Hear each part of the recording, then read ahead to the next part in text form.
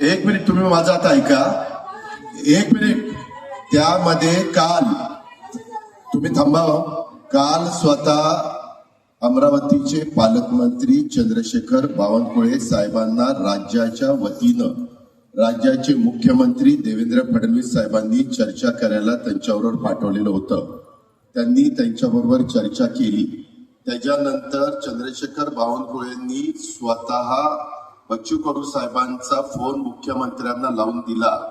दोघांची चर्चा झाली.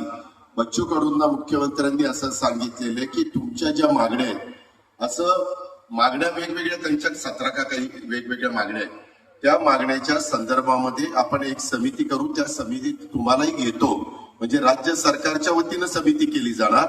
त्या समितीमध्ये बच्चू कडूंना पण इन्व्हॉल्व्ह करणार आणि ती समिती त्याच्याबद्दलचा अहवाल राज्य सरकारला देईल आणि मग राज्य सरकार त्याच्या संदर्भामध्ये राज्य सरकारला जे झेपेल, राज्य सरकारला जे करणं शक्य असेल ते करण्याच्या करता राज्य सरकार कॅबिनेटमध्ये जाऊन निर्णय घेईल. अशा प्रकारची काल चर्चा झालेली आहे. चला आता